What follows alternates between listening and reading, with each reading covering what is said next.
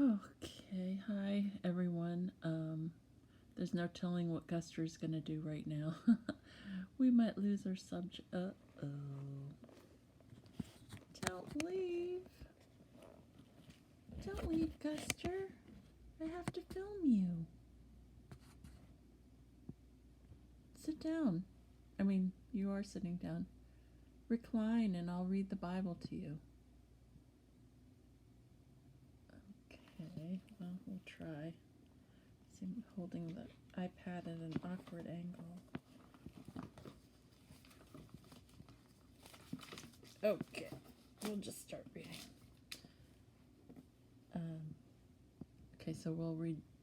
You ready, Guster? We'll read Genesis 45.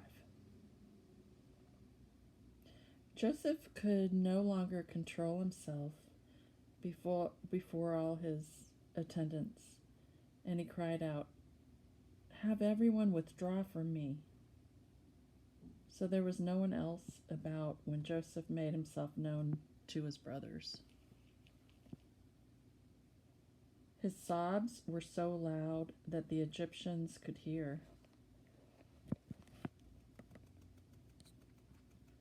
And so the news reached Pharaoh's palace.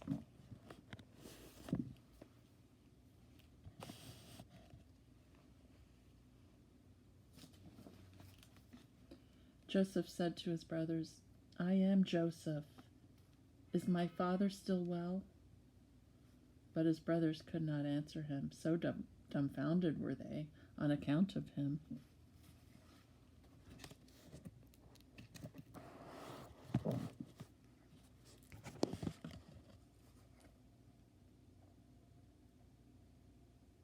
Sorry, I lost my place. Okay, that's me, not the Bible.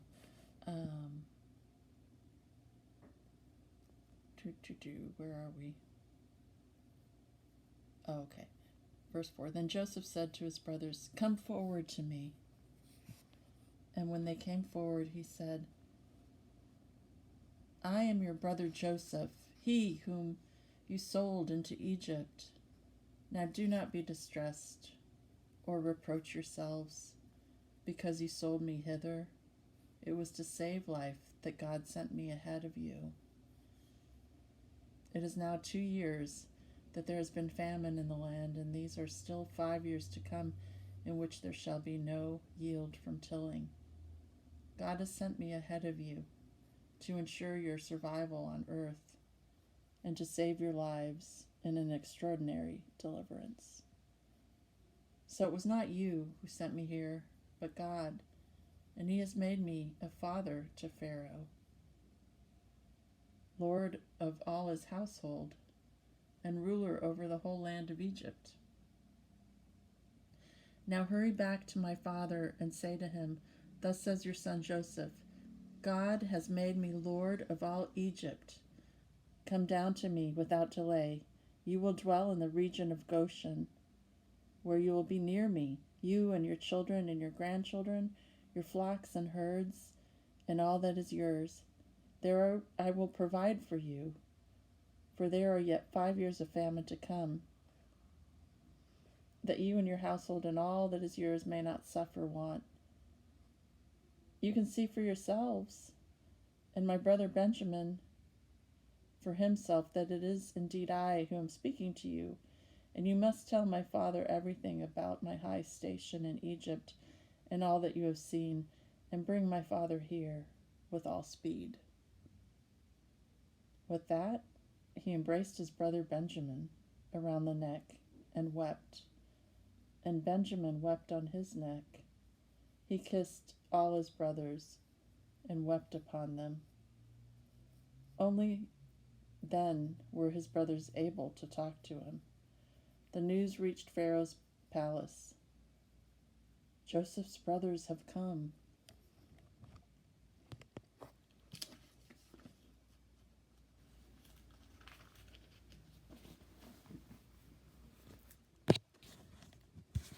Pardon my fingers. That's not the Bible, that's me. My fingers are getting in the way. Okay. Pharaoh and his courtiers were pleased, and Pharaoh said to Joseph, "Say to your brothers, Do as follows: load up your beasts and go at once to the land of Canaan.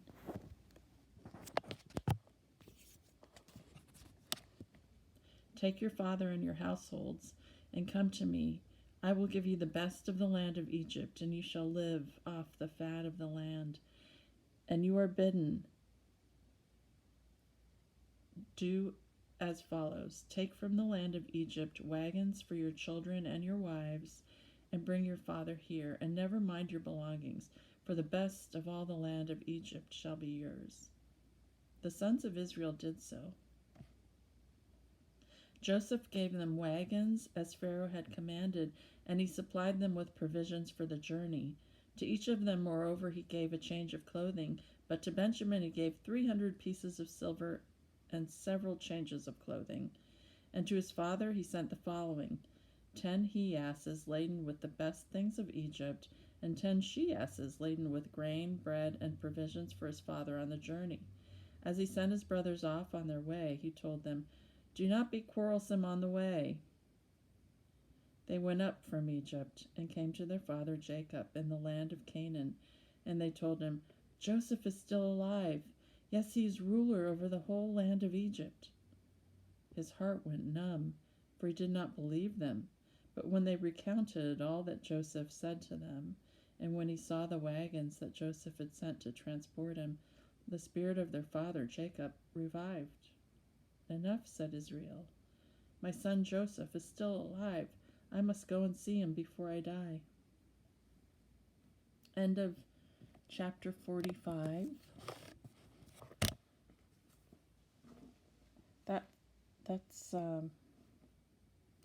interesting. It was interesting in that those last verses, the Bible refers to Jacob as Jacob, but then, like, in the next breath, as Israel. It's interesting. The name changes. But let's fix the camera. Let's all meditate on that and think about that. I know I've been thinking about these passages lately a lot.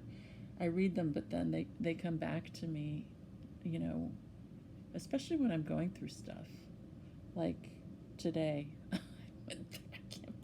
I'm having a very hard time. If you pray out there, pray for me. I mentioned I broke my shoulder, dislocated my shoulder, and I had to drive today, even though I'm right-handed and I can't use it really. But I used both hands to turn the ignition key, because I have a car like that, and the key broke off. Oh gosh. And then I had to I had to I had to go to work. I had to do my stuff, and so the plastic thing broke off the key, and so I thought, oh my gosh, I couldn't find the duplicate. So I took a little wrench and screwed it to the metal part of the key, and then turned the key with both hands holding onto the wrench. Anyway, it was a mess. Long story, it just was not good, and it wasn't safe. So, but anyway, as I was going through all this stuff, my trials and tribulations, these passages come back to me. Like, I think about Joseph and what he went through, and just what, I don't know, there is a lot of struggle in these passages, a lot of pain and suffering, and I guess that's that's when we're supposed to have faith. I want to have faith that has roots, not faith that is shallow and then withers when the trials come. But I'm not that strong, let me tell you. I'm not that perfected in faith. and I don't suffer well. But enough about me. Let's go on to Mark chapter 8.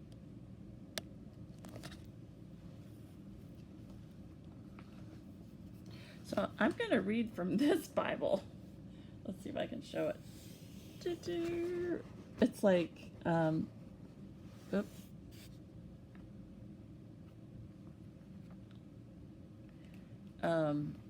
It's like it's called Reach Out, and it's from way back, and it's the Living New Testament. My brother gave this to me ages ago, but it's really funny because it's like from the 60s or something. So let's see how that sounds. Oh, let me fix the camera.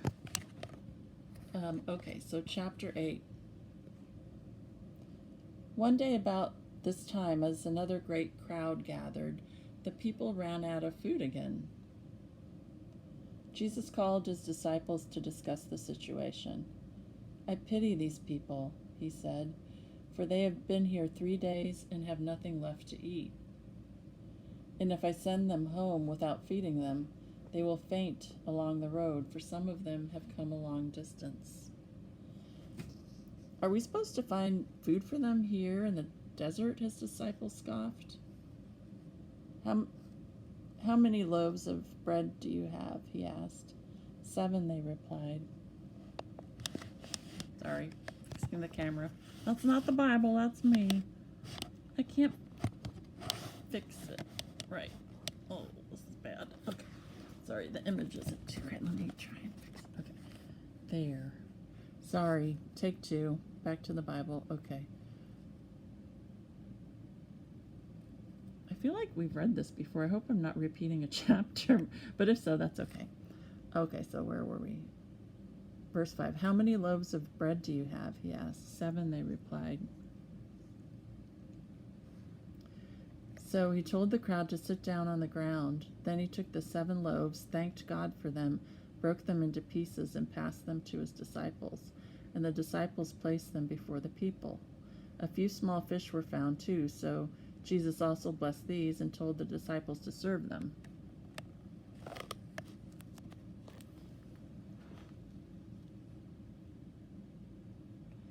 And the whole crowd ate until they were full, and afterwards he sent them home. There were about 4,000 people in the crowd that day, and when the scraps were picked up after the meal, there were 7 very large basketfuls left over.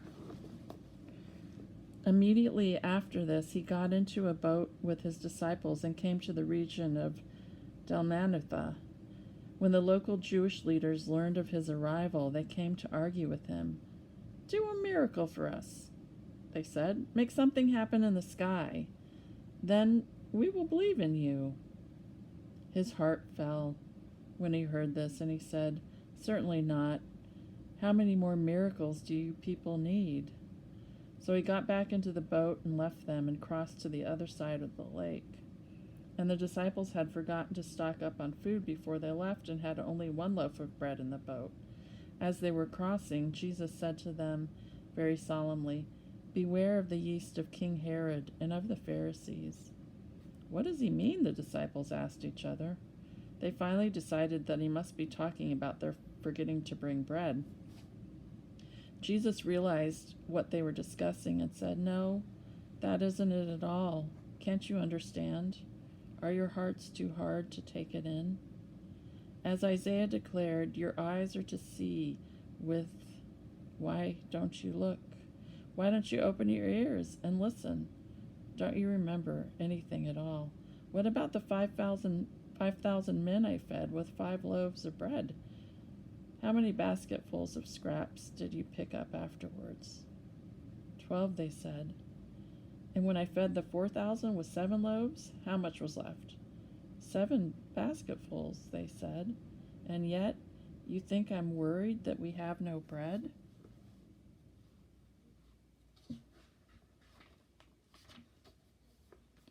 When they arrived at Bethsaida, some people brought a blind man to him and begged him to touch and heal him. Jesus took the blind man. We can't get a good picture of a kitty here. Sorry, that's me, not the Bible. Okay. Back to the Bible. Jesus took the blind man by the hand and led him out of the village and spat upon his eyes and laid his hands over them. Can you see anything now? Jesus asked him. The man looked around. Yes, he said. I see men, but I can't see them very clearly. They look like tree trunks walking around. Then Jesus placed his hands over the man's eyes again, and as the man stared intently, his sight was completely restored, and he saw everything clearly, drinking in the sights around him. Jesus sent him home to his family. Don't even go back to the village first, he said. Jesus and his disciples now left Galilee and went out to the villages of Caesarea Philippi. As they were walking along, he asked them, who do people think I am? What are they saying about me? Some of them think you are John the Baptist, the disciples replied, and others say you're Elijah or some other ancient prophet come back to life again. Then he asked, who do you think I am? Peter replied, you are the Messiah. But Jesus warned them not to tell anyone.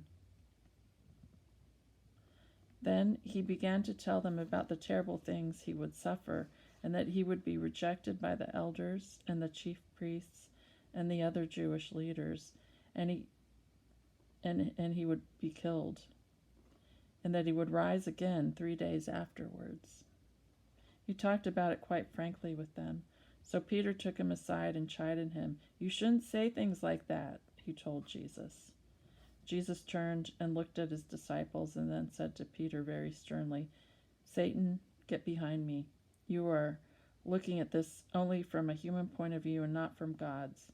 Then he called his disciples and the crowds to come over and listen. If any of you wants to be my follower, he told them, you must put aside your own pleasures and shoulder your cross and follow me closely. If you insist on saving your life, you will lose it. Only those who throw away their lives for my sake and for the sake of the good news will ever know what it means to really live. And how does a man benefit if he gains the whole world and loses his soul in the process? For is anything worth more than his soul? And anyone who is ashamed of me and my message in these days of unbelief and sin, I, the man of glory, will be ashamed of him when I return in the glory of my Father with the holy angels. Okay, that's the end of Mark chapter 8 from the Living New Testament. Let's meditate on that.